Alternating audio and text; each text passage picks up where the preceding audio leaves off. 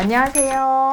피부엄마 조은정입니다. 오늘은 핫한 크림이죠. 마데카솔 크림을 이용해서 뷰티 유튜버들이 집에서 재생관리 하시고 이런 영상이 굉장히 많이 나오더라고요. 그래서 오늘은 거기에 관련돼서 마데카솔에 관련된 영상을 한번 설명을 드려볼까 합니다. 근데 마데카솔의 주 성분은요, 센틸라 아시아티카라는 그런 말도 어렵죠. 거기에 그 시카 성분이, 센텔라 아시아티카라는 성분이 피부 재생, 회복 이런 거에, 피부 장벽 개선 이런 거에 되게 효과적이에요. 그래서 피부과에서도 재생 크림이라고 많이 사용했던 제품들이 대부분 시카 계통을 이런 거를 많이 사용하고 있긴 하거든요. 실제로 저희 병원에서도 점을 빼거나 피부 손상이 있는 레이저들을, 프락셀 같은 레이저를 하실 경우에는 재생 크림이나 이런 거를 사가곤 하는데, 대부분 거기 성분이 센텔라 아시아티카 병풀 추출물이라고 되어 있어요.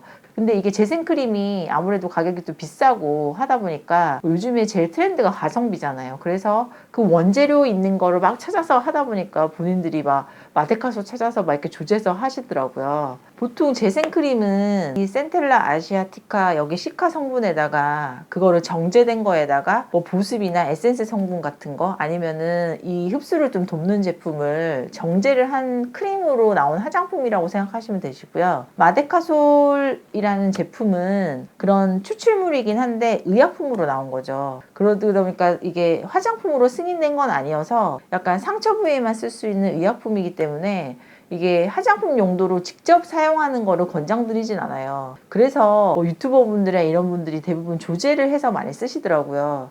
그 방법이 되게 여러 가지였는데, 일단은 상처 부위에만 스팟 형태로 여드름이나 염증 있는데 염증 완화를 해서 약간 찍어 바르시는 거, 부분만 찍어 바르시는 형태가 있고, 다른 분들 같은 경우에는 그 화장품 크림 있잖아요. 자기 보습제에 마데카솔 크림이나 겔 같은 거를 약간 찍어서 약간 손양을 해서 희석을 한 제품을 얼굴 전체에 도포를 한다든지, 아니면은 분말 형태로 되어 있는 거를 생리식염수 같은 거 녹인 다음에 거기에 시트팩 같은 거 있잖아요. 거기 그냥 쿠팡 같은 데 가보면은 그거를 담궈서 팩을 한다든지 이런 형태로 사용하시는 것 같더라고요. 근데 이게 이렇게 해서 영상을 봤어. 그럼 너무 좋은 것 같아. 싸고 좋은 것 같아. 아우, 재생크림 몇만 원인데 이거는 몇천 원이면 사고 약국에서 쉽게 살 수 있으니까, 그래서 품절 대란이니까.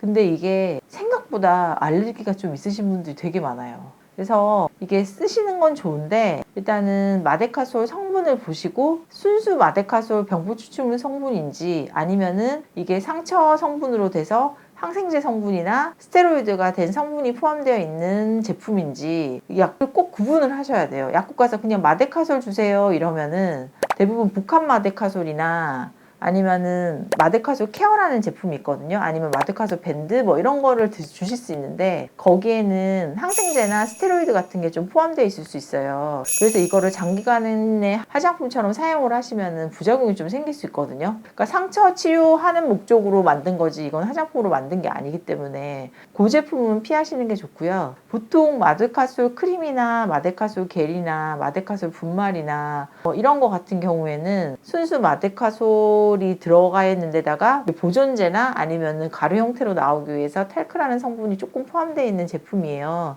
근데 그거를 사용하셔야 되세요, 만약에 사용하실 거면. 그리고 사용을 하실 때 이게 알레르기가 지금 흔하게 있는 분들도 있다고 했잖아요. 그렇기 때문에 이게 피부가 상처 있거나 이런 부분은 좀 피해서 사용을 하시는 게 좋고요. 팔이나 얼굴 바깥쪽에 꼭 테스트를 하시고 사용을 하셔야 돼요. 그리고 테스트를 하고 나서 그 다음날에 발적이 없거나 하면은 얼굴 전체 도포하는 거를 사용하셔도 되는데, 처음에는 국소 부분만 먼저 사용을 해보세요. 왜냐면 이게 처음 쓰는 제품이고 자기한테 맞지 않는 제품인지 테스트를 해보지 않고 쓰면 이게 알레르기가 한 번 생기잖아요. 그러면은 금방 가라앉지가 않아요. 먹는 약 먹거나 연고 바르거나 이러고 나서 또 착색도 생길 수 있고 굉장히 고생하시는 분들이 꽤 있거든요. 그래서 항상 국소 부위만 테스트하고 전체 부위를 확장해 가는 걸 추천을 드리고요. 그리고 이게 계속 사용은 좀 안 했으면 좋겠어요. 어느 정도 이게 피부 컨디션이 안 좋거나 이러면은 2주에서 4주 정도 사용하시다가 좀 쉬었다가 다시 사용하시거나 이런 식으로 하시는 게 좋고, 이게 의약품으로 된 거기 때문에 계속 사용하거나 상처 부위에 사용하면은 알레르기가 또 악화될 수가 있어요.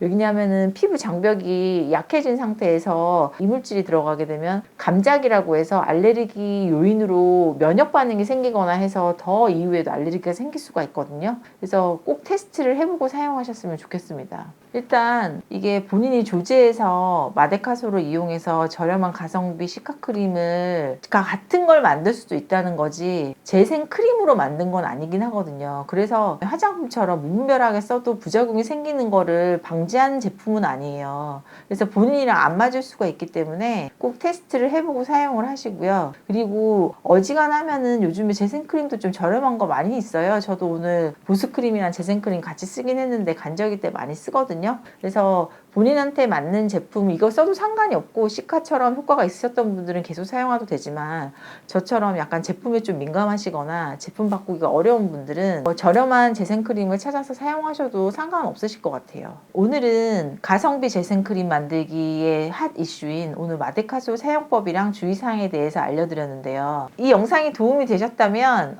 구독과 좋아요 눌러주시고요. 피부온만 좋은 장 다른 영상도 많이 시청해 주셨으면 감사하겠습니다. 감사합니다. 피부온만 좋은 장이었습니다.